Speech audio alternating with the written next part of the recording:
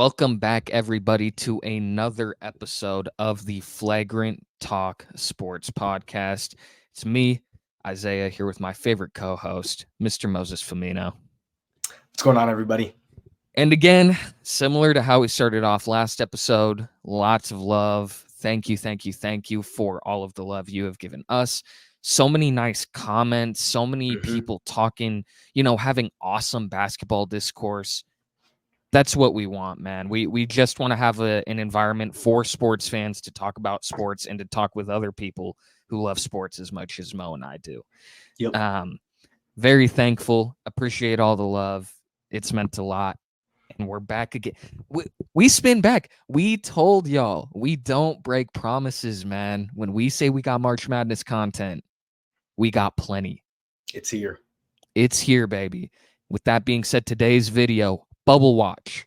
We're looking at all of the bubble teams, the last four buys, ins, outs, and double outs.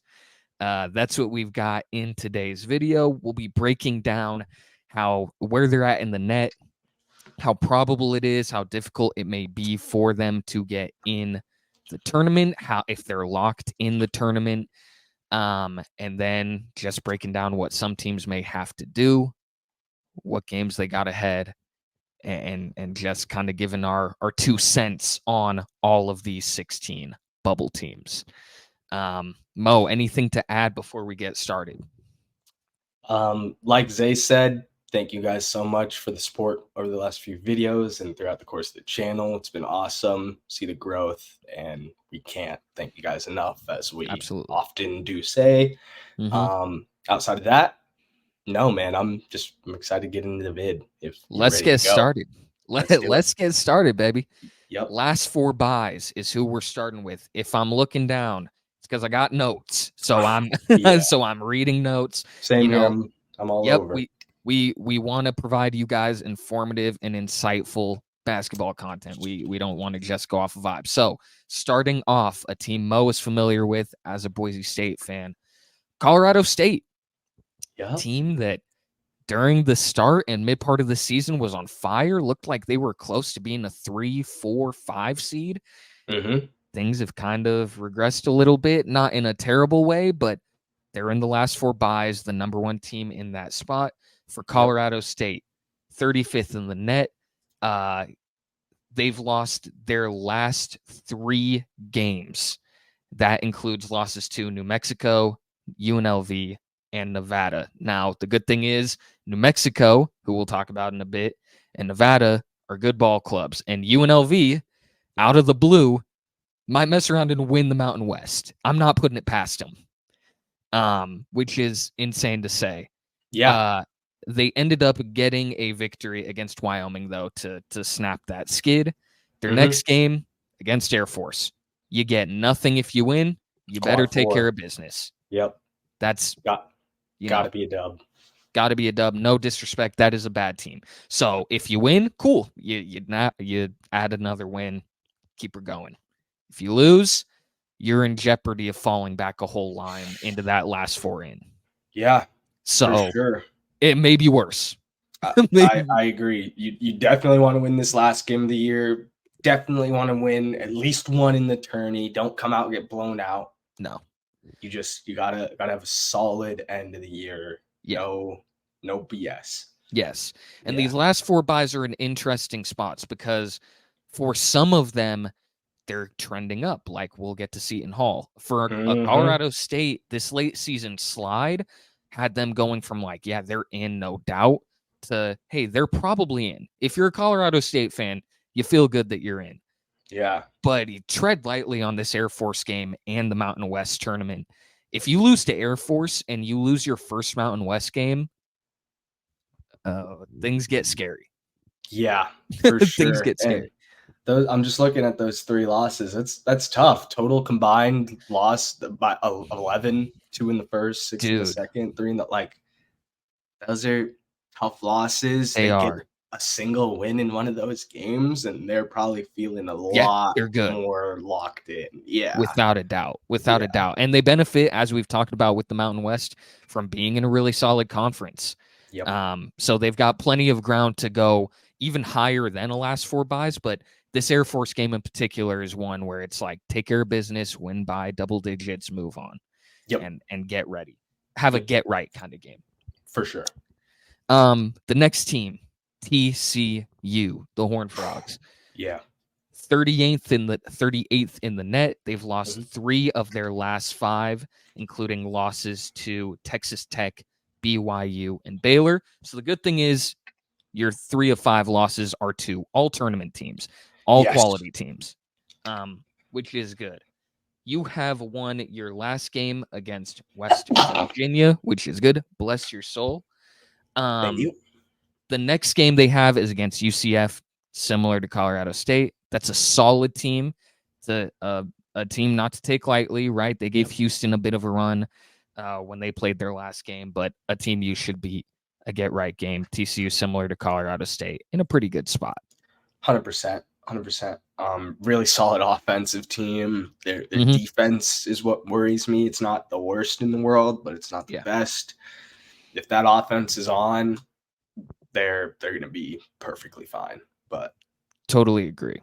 I totally agree with you. As for Mississippi State, they are a team that is sitting at 39th in the net. Their next game is against South Carolina, which is crazy because going back to give some positive stuff, because I feel like I've been relatively rude to South Carolina, and I'm not really trying to be. They were projected to finish last in the SEC. So the fact they're ranked in the top 20 and a locked-in certified tournament team is really awesome. Yeah. So 39th in the net. They've won. Man, I can't even read they've lost their last 3. That's the important thing. My notes are a little messed up, so I apologize. They've lost their last. Yeah, seriously. Where I'm like, dude, this is my handwriting. This is bad.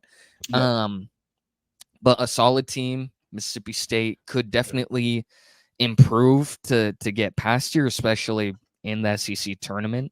Yeah. But yeah, this win over South Carolina, they win that, they're off the bubble entirely. So for sure, that would be a great win to get some big momentum going into your conference tournament. I agree. This team, they're a little bit top heavy through their leading scorers, both averaging 16. They just gotta keep hoping, keep getting it done. And like you said, South Carolina, they're locked in. If they get the win. Without a doubt. And the good thing, too, for Mississippi State is, unlike what Colorado State is dealing with, or even to a lesser degree, TCU, they're playing teams they need to beat. Where if Mississippi State loses to South Carolina and it's a relatively close game, they're still okay. Yeah. You don't want to be in that spot if you're able to get that win, but you're fine. No one is going to look at you sideways for losing to South Carolina. So that's the benefit they have. The next team and final team in the last 4 buys, Seton Hall, which we'll get to these Big East teams because similar to your Mountain West, eating each other alive. Especially on this cut line. For sure. Seton Hall is 63rd in the net. They lost 2 of their last 3 to Creighton and UConn. So again, no worries there. They did get destroyed by UConn. Bad. So yeah, that is the one note there. They're coming off a really good win over Villanova, who we'll talk about next. They won by 10. Huge win at this point in the season. And their next game is against DePaul, who is one of the worst programs in college basketball right now. Again, no disrespect to players, coaches, anything like that. You lose that somehow, and it's over. It's got to be over. Yeah, it would be devastating. They haven't won a game in conference. Yeah, this is what I like to call a pothole game. Yeah. Because there's no upside. Yeah. You win, you could win by 30, and it's like, okay, cool. You took care of what you should have taken care of. Good job. You lose, oh my goodness, you're screwed. You go into that Big East tournament scratching your head and shaking a little bit, like, oh man. we gotta lock in. Without a doubt. So those are your last 4 buys. Seton Hall will have some opportunities against these bubble teams in the Big East to keep trending. Mississippi State, out of all these teams, if they were to lose their next game, is in the best spot because it's against a top 20 club. So for sure. That's what we got for the last 4 buys. Mo, get us started with the last 4 in Villanova. A perfect segue from Seton Hall. Yep, jumping over to another Big East squad, similar Big East record in conference, both at 10-9 in the Big East. But sorry. Seton Hall is 12-7 in the Big East. The other team, St. John's, also in this last 4, 10-9 in the Big East. Villanova, 29th in the net ranking, so pretty solid year, but by their standards, very underachieved, different season. I keep messing this up. Is this their first year without Jay, or? I think it's second. 2. I think it's because it's not their first. It's either second. 2 or 3, but I feel like it's second. Yeah. But anyway, last game of the year against Creighton, which is a big one for them. Probably gonna have to win that if they want to, unless they go on and win the Big East tourney, which I would not want to put my chips in that basket at all. I would not. So this is a pretty do or die game for Villanova tomorrow. They're a little bit undersized. They don't really have a true big. Their tallest player on their team, I believe, was like 6'9", so not tiny, but no true footers. So different team. They're solid on D, but their offense is truly what worries me. They clamp teams up and win close games, and against Creighton, I don't know if that's going to be the recipe, especially with big old Kalkbrenner down there, roaming the paint. So it's going to be a tough game for them, but going to have to pull it out, I think, to stay alive. Yeah, I don't think it's I think similar to Mississippi State, they have the opportunity to where if they get a win over UConn, oh my goodness, like that's huge. But yeah, I don't think they're in a must win, but you don't want to get like stomped out. Basically is the big thing. You don't want to lose by 20, which UConn is more than capable of doing to any team. So Creighton, sorry. Creighton, thank you. Holy crap. Yeah. But no, Creighton too, not a that's like a 3 seed. Yes. Yeah. So tough matchup there, but jumping over to conference I'm familiar with in the Mountain West and New Mexico, who has had an unbelievable season, but they're kind of backs against the wall. Got another big game to end the year off on the road against number 22 ranked Utah State. Man, similar to Villanova, I wouldn't put my chips in the basket of winning the Mountain West tourney. So getting a dub, staying afloat in the game, it's going to need to happen. New Mexico's 26th in the net, which analytics love them. Yeah. And that's the thing about all of the Mountain West is because they do all go at it in their conference play and they're all good teams. Even when New Mexico loses to a Boise State, when they lose to Utah State, they're losing to good teams. Yeah. So there's not many like potholes to where like, if you lose to Wyoming, that's bad. But for sure, most of the other teams you live with. Yeah. But this New Mexico team, really high-powered offense, 3 starters averaging over 15 points a game, which is insane. But can't leave it all on the starting 5. Going to need some bench scoring, going to need some depth, and they can somehow pull out this Utah State win. They're going to be feeling great going into the tourney. So, without a doubt, dude, I really like New Mexico's guard play. I feel like that is what could cause problems for teams if they make it in. Yeah. But man, they just haven't been able to like close in a a spot. Like, they've had the opportunity, but they just haven't been able to get that win to lock it. Multiple, yeah. Yeah, and this win over a Utah State team who's top 2 in the Mountain West, like arguably one. If they win that game, they win the regular season title. So yeah, they're going to be gunning for it, especially at home, in front of their fans. One of the toughest stadiums to play in the Mountain West. Been there, watched it, insane. It's going to be fun. It's going to be a fun end to the Mountain West season. But absolutely, man. Jumping back over to the Big East, big talking point in the bubble, team that you are extremely high on. And if you guys saw our last video, Zay, with the quite shocker for me. I like St. John's, but Zay's all in on this St. John's team. I'm sipping the Kool-Aid. For sure. 36th in the net. Got a game they got to win and should win against Georgetown at home. Georgetown kind of hasn't been good since Patrick Ewing, or I don't know if there's someone else after that. They were good in the 2010s because they had I think it was their Otto Porter team. I remember them being like a 1 seed with that team. That's insane. Yeah, Otto Porter. That's insane. Otto Porter. But yeah. Not great.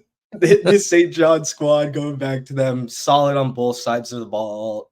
Interesting year, as we've talked about throughout this March Madness slate. Really bad losses to some non-tournament teams, but some really, really good losses to some strong tournament teams that have kept them alive and kept them in a possible play-in, if not get in, sneak into a bye scenario. So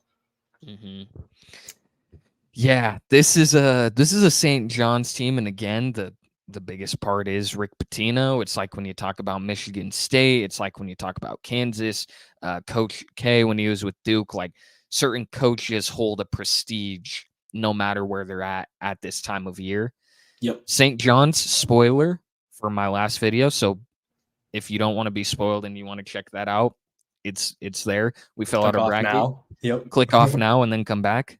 If you do know, the way the bracket fell, I had them as a last 4 in team, so they had to play to get in. I'm trying to remember what team they had to play, but they got in. I had them go all the way to the Elite 8, and this is a program I really want to see in the tournament because they are on fire right now. Yeah. Hot at the right time. 100%. And jumping over our last team in our last 4 in, a team of interesting build-up, the Virginia Cavaliers. I mean, they had a great year record-wise, stat-wise, defensively.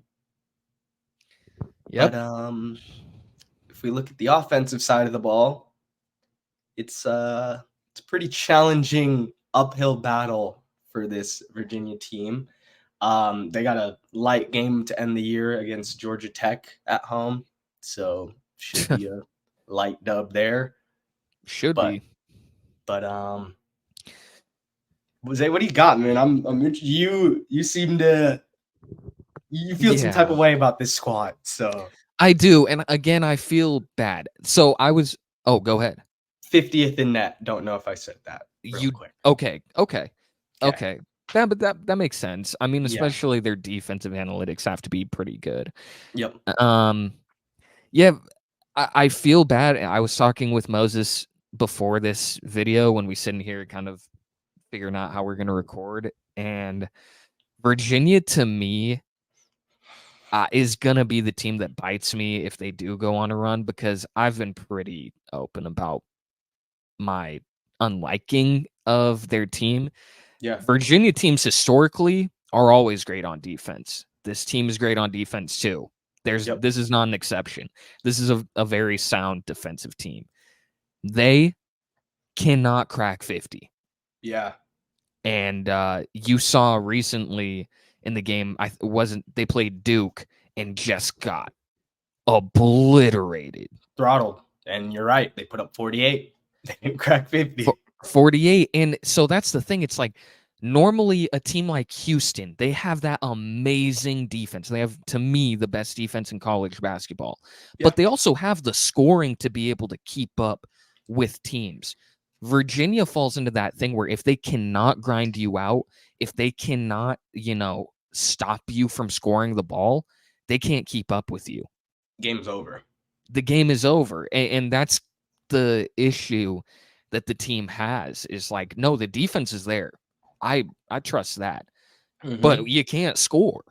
Yeah. And that's half the battle. So. And just looking at their season, man, like the only like really good dub, and it's not even really good because of how their season turned out, was when they beat Texas A&M when they were 14th in the country. Texas A&M isn't even close to being ranked or close to being in the tournament. Their season completely fell off the skyscraper. Like, totally. That's the only like win that I'm like, okay, that's like a pretty good win. But then you go look at Texas A&M and they're like, oh, this team was not good. Yeah. So it's one of those wins where like, hey, at the time, that one was great. Yeah. But as we're in March now, the win is like, okay, like it's not horrible. Yeah. But if that's your like, this is our win, it's not one that's driving me. No, so. It's not moving me. They're reverse Alabama to me, where it's like, you can't go far because you can't score. You can stop people, and that's awesome. That's a great piece to have. You can upset a team or two doing that. You can't win it, though. And for Alabama, it's like, you can't stop a thing. Your coach openly says, we can't stop anything. That is so crazy. The coach admitting is... Yes, he's like, we couldn't guard a chair. Like, and it's true. But they can put up 110. So that's the thing, is like, yeah, I like Virginia's defense, but man, that offense leaves little to be desired. Yeah, way too many question marks there. Without a doubt. But they're the last team in, according to Lenardi. I should have said this in the beginning. This bracket is updated as of, what day is it, bro? The 8th, March 8th. March 8th this morning. So the only one of these teams playing that had a game today is Drake. So everyone else will stay the same regardless. Next team we're talking about, the first team out, Providence. They are 19-11, ranked 61st in the net, coming off a win against Georgetown, as we talked about. Good, you should have. Is ultimately the note there. But you've got a big game, a big game against the UConn Huskies. Them, Seton Hall, Nova, that the Big East tournament is going to be big, no pun intended, because you're going to have to go through each other probably. This is an opportunity to beat a 1 seed, to beat a top 2, top 3, top 1 team in college basketball and get a marquee win. If they lose, it's not the end of the world.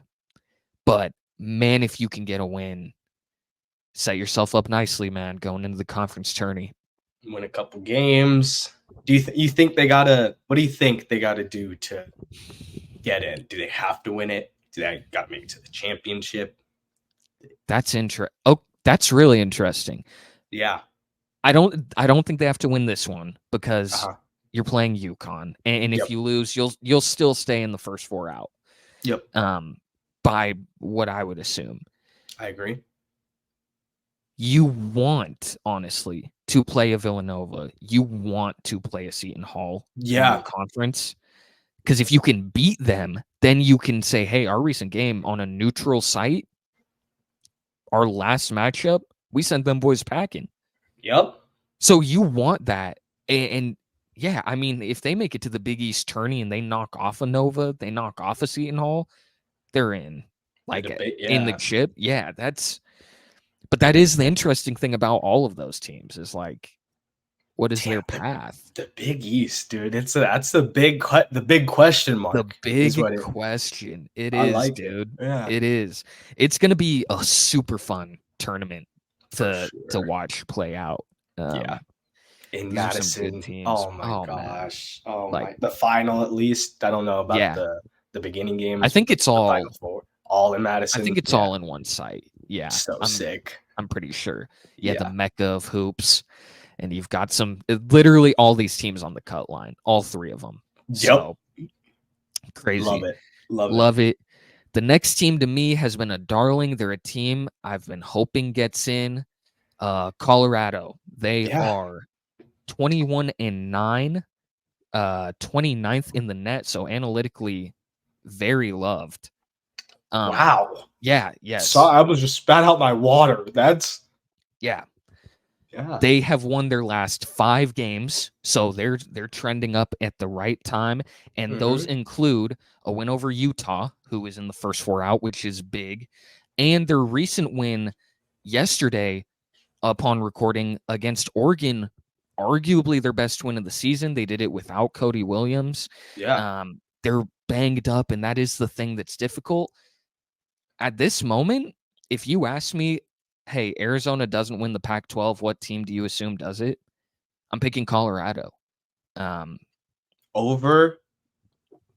Yeah, over WSU. I'll take. I mean, tough loss yesterday, man. I can't lie. They didn't look good. They didn't look good. And Keon Brooks was balling. Dude, he's a. We talked about it in our conference video about like our sleeper to win it is UW. Will they? Probably not.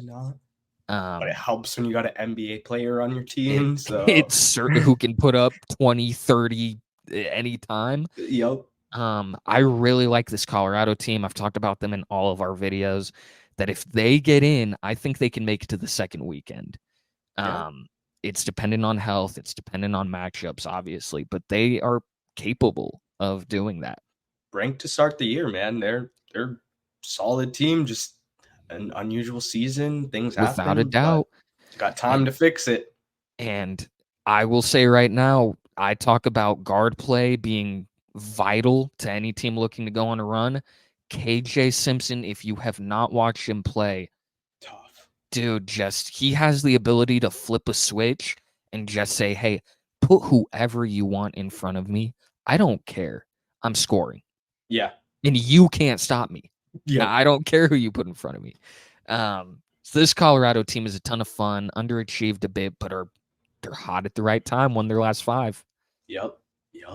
The next team, similar to getting hot at the right time, you've got the Iowa Hawkeyes quietly. Just no one talking about them. Right here in the first 4 out, they are 18-12, 57th in the net. They've won 4 of their last 5 games, including 3 wins over tournament teams, Wisconsin, Michigan State, and Northwestern. And your next game is against another very quality tournament team in Illinois. Yeah. That may be enough to shoot them in to the bracket. So yeah, Iowa controlling their fate, getting wins against tournament level teams out of nowhere, man. They're making a real case to be in that last 4 in region. Yeah, no, their offense has been clicking, putting up numbers. Just kind of flown under the radar. We've talked about the Big Ten was just BYU was coming over. People talk about them. There's a lot of storylines in the Big Ten, but it's a solid Iowa team, man. It is, and again, you look at all of these teams on that first 4 out, like Colorado on fire, Iowa on fire. You see Utah slipping because they're not. So you want to be one of those teams surging. St. John's is surging. You do not want to be a Virginia who's sliding, a New Mexico who's sliding. Like, this is not the time to be letting the committee determine if you're in or not. So Iowa is taking control of their season, making a case that they should be in. And this last team in the first 4 out, Utah, 47th in the net, 18-11, a massive, devastating loss against Oregon State that put them here from the last 4 in. A loss that you cannot take at this point in the season as a bubble team. No. And they did. Their next game is against Oregon, who I'd assume if there was a next 4 out, they're in that. Yep. But I mean, you have to win that game. Yeah. Like, you talk about teams that have to win. I don't think Providence has to win their next one. I don't think, Villanova, some of those teams. Utah has to beat Oregon. Mm-hmm. So can't have those no. two. Was it? Wait, did they just lose to Oregon State? Sorry. Yeah, it was a late I can't have night. that back to back. Yeah. No, and Oregon is at least like you can somewhat talk about them as like, a respectable team. For sure. It was a really good win for Colorado to beat them. Yeah. But dude, you can't lose to them now, especially after that loss to Oregon State. That is a bad loss. Mm-hmm. So can't have it. No, not at all, man. But that leaves us with the next 4 out now, Moses. Starting it off with Memphis. What do you got? This Tigers team, as I've done my research, has started to grow on me a lot. Agreed.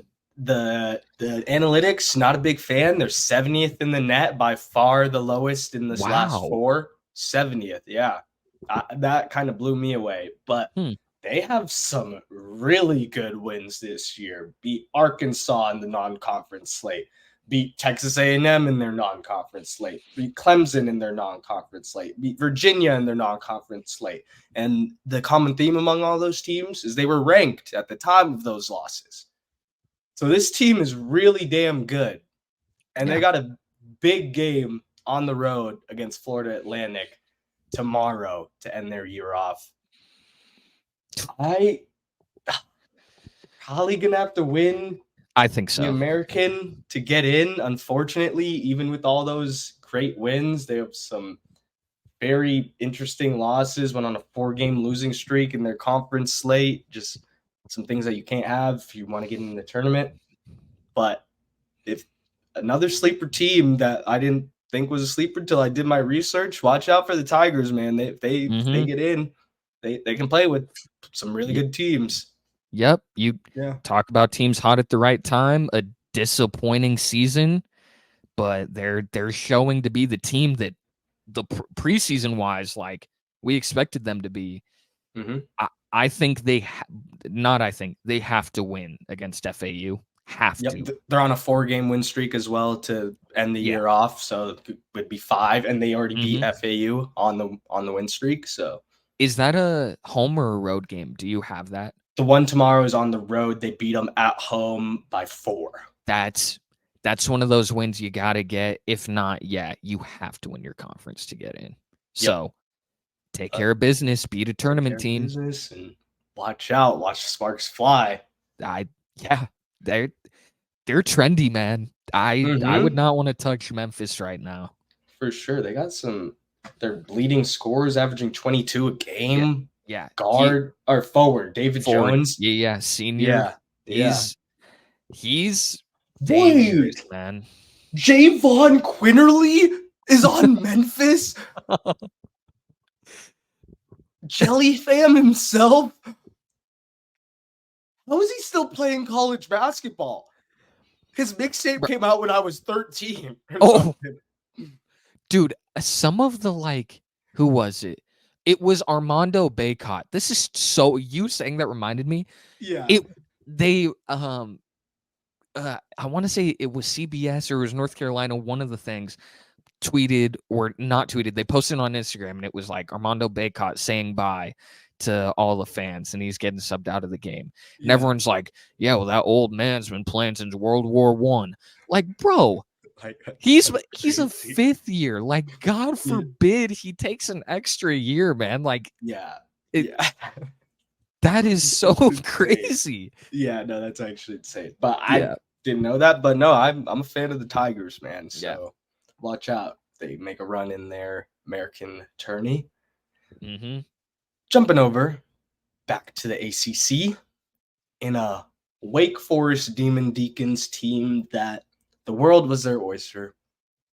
They could have been a last 4 bye team. They could have been far into the tourney, set, chilling. It's too many losses, couple streaks here and there. They're on a 3-game right now. They have Clemson tomorrow at home. Gotta win that. And probably gotta win the ACC, which is not something I would want to try and do this year. Yeah.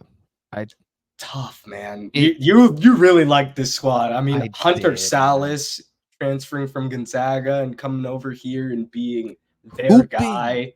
Hooping. Dropping 30, a couple, if once or not twice. Like, just a crazy year from Salas. Yeah, they had that win over Duke, and I was high on Wake Forest, and they won that, and I was like again, Mo and I text every day. We talk about games every day, and we were just like, dude, this team might be like really legit. Yeah. Similar to New Mexico, but in a worse way, because they're taking losses to teams. You can't lose to Notre Dame. You can't lose to these teams, and you just can't clinch a spot. And this isn't an ACC where it's like there's 8 tournament teams. No, there's not. There's 3, maybe 4, or 5. Like 3 are set with Carolina, Duke, and Clemson. The others are like dependent on this. You can't be playing with your food like they have and expect yourself to get in. 42nd in the net as well, by the way. And last in the entire country in bench points. Seriously? In the entire country. For some reason, I clicked on 8 on the NCAA Division I page, and the only team in the 8 column, 352nd, Wake Forest.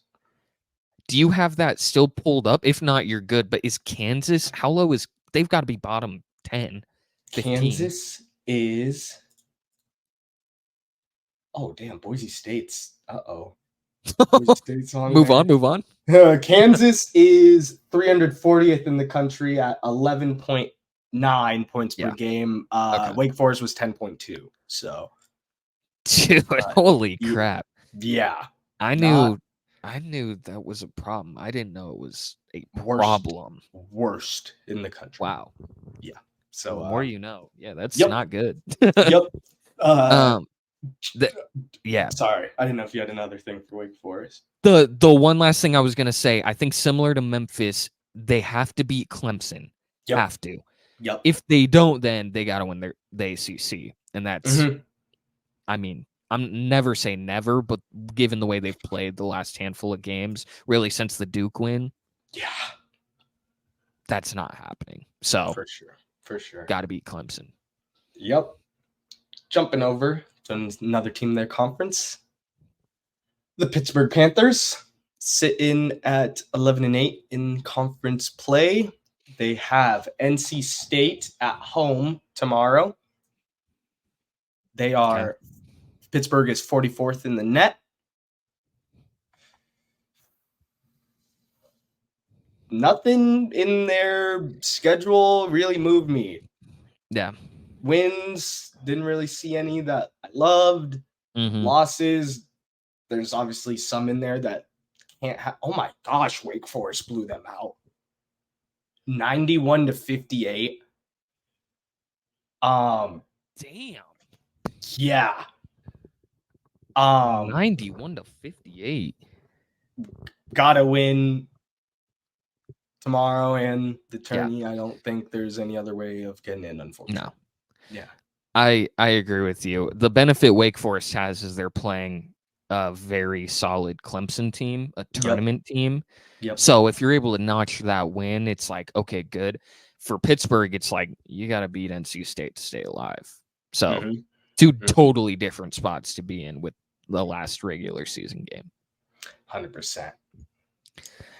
And then on to our last squad out of the Missouri Valley. Yes. The Drake Bulldogs. They're on right now. I forgot. Sorry. Live. Zay, do you have a live update? They are up 65-41. So yeah, so they're probably winning today, guys. And probably winning. You believe that they gotta beat Indiana State to make it in?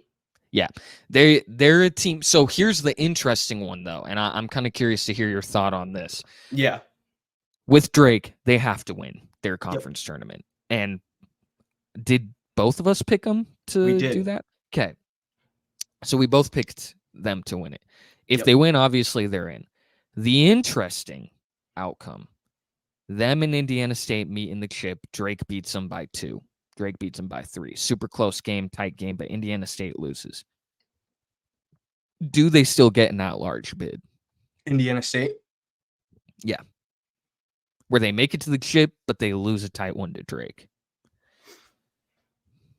Because that is the interesting outcome. And the one, if you're a committee member, you don't want to deal with figuring that out. Yeah, because the backlash on that is going to be insane. It's a lose-lose.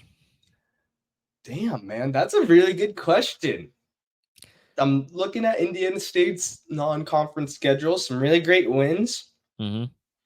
I mean, put up 80 on Alabama. They lost 102 to 80, but put up 80 on Alabama. Yeah. Split the season series with Drake. Mm-hmm. Dude, this team's got to get in if they lose, right? That's how too good of a year not to. And what's crazy, dude, is when they were ranked and they lost those 2 games to 2 really bad teams in their conference. It was Southern Illinois and Illinois State. Illinois State, thank you. Yep. Illinois gave them trouble. They did. Dude, if they don't lose those games, they're in no doubt. We're not even asking this question. But them losing those, it was like, well, you might have screwed up bad now. Yeah. I'd assume they're in, but I feel like they'd probably be a last 4 in. They'd probably make them play a last 4 in game.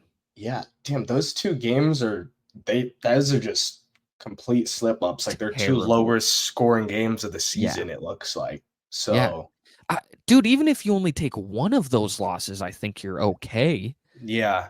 But taking both, it's like in the same week you got ranked and everyone's talking about how good you are. It was like, whoa, maybe you can't get in. So that'll be the interesting thing. Drake is 48th in net, just for my mind. Okay.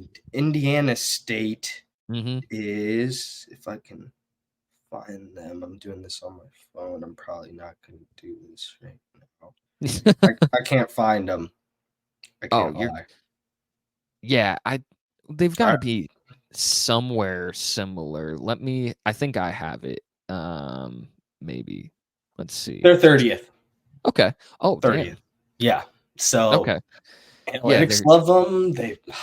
I feel like they have to get in, even if they lose. They obviously got to make it to the final. Got to do all of that. Got to play tomorrow. But that's the big one. You have to make it to the conference chip. If you don't do that, you're not in. I don't care that this conversation doesn't matter. No, their only quad 1 win is to Bradley, and like Bradley is a good team. It's not that if you lose to Bradley, that's a bad loss in terms of Bradley's a bad team.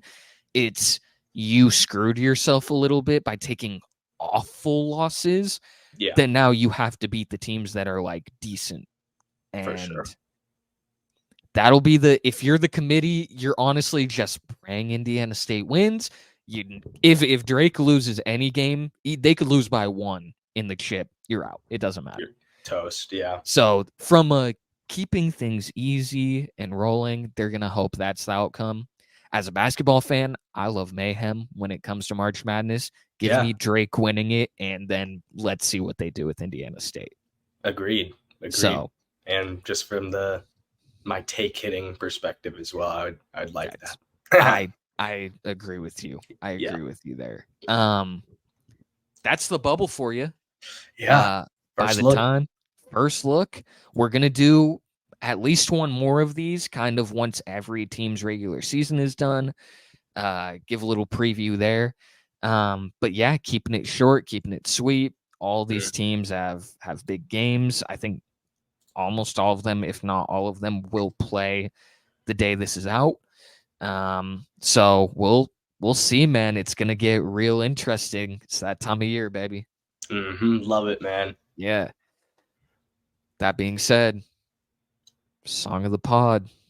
Favorite time of the day. Favorite time, baby. Mo, what do we got? It's the song of the pod.